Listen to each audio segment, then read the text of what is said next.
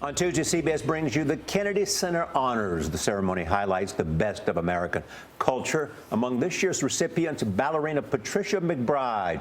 Her long, groundbreaking career began young. McBride sat down with our cultural correspondent, none other than Wynton Marsalis. When you watch Patricia McBride dance, you can almost feel her joy. Passion radiated from the point of her toes to the tips of her fingers. She danced in more than 100 ballets throughout her career, but those created for her by the genius George Balanchine were the most glorious. He was the influential and innovative choreographer of the 20th century, and she was his muse. I was 16 when I joined the New York City Ballet. He was a father figure for me. He was the man I most admired and loved and wanted to do well for him. And when you dance, it takes a lot of stamina, but it never seemed work because I was doing something that I so loved doing. It was always a joy. And, you know, to have beautiful ballets made especially for you is such an honor. I always said it was better than diamonds. Patty was just 18 when she became the New York City Ballet's youngest principal dancer ever.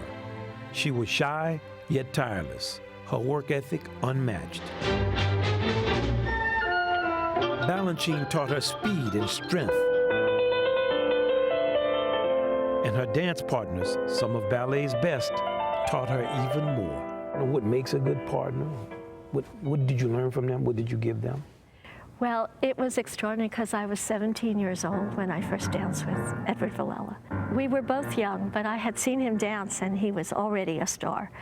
So he was just so gentle and wonderful and kind, and we had a great rapport together.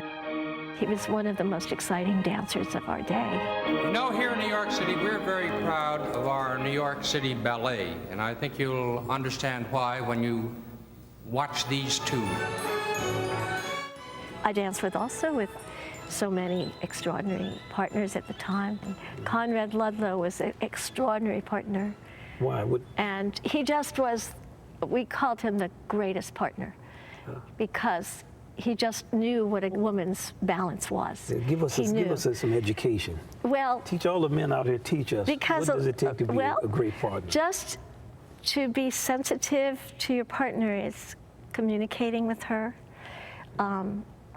knowing her balance, know where the pirouettes, the timing, the rhythm, but it takes a lot of work.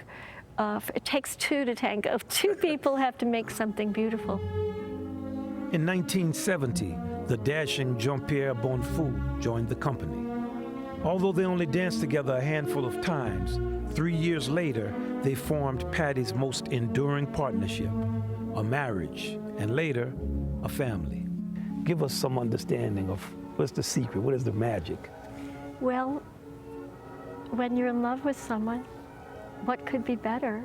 I never thought I would end up marrying a dancer, and it just came as such a surprise. And a wonderful surprise. It takes a lot of work to stay married. It's not easy.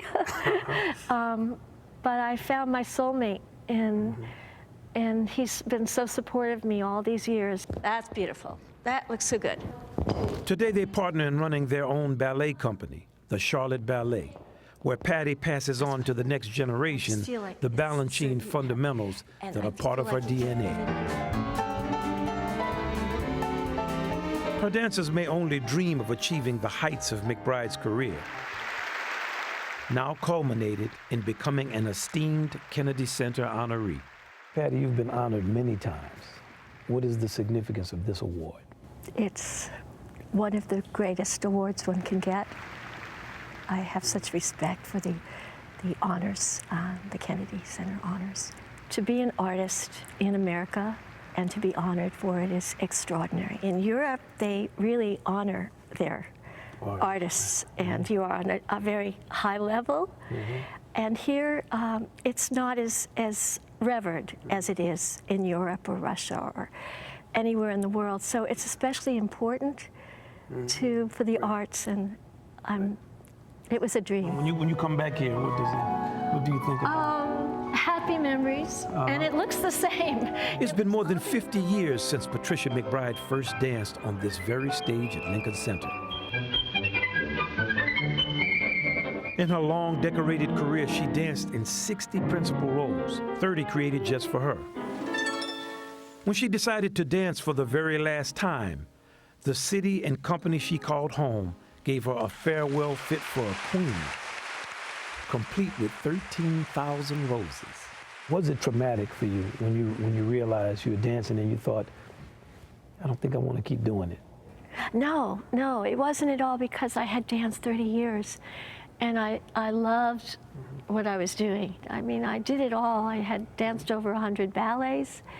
And I just really wanted it. I was actually 47 when I stopped.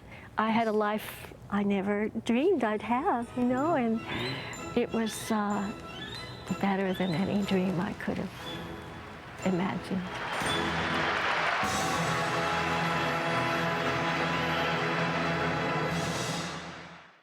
I don't know much about ballet, but one of the people I've always wished that I had a chance to interview was George Balanchine, because everybody pays homage to him, including the honoree. And Patricia McBride, I mean, performing before 5 U.S. presidents, can you imagine? She's had such a spectacular career, a teacher now, a true artist, which is one of the great things about the Kennedy Center Honors, is recognizing these great artists. And when you look at her, I marvel at what her body can do. But what was fun is to see the interaction between her and Wynton. I think they bonded. I think they bonded, too. I think they had a very special bond. Easy to bond with Wynton. Very much so. Nice You to can see. watch the 37th Annual Kennedy Center Honors on Tuesday at 8 Central, right here on CBS.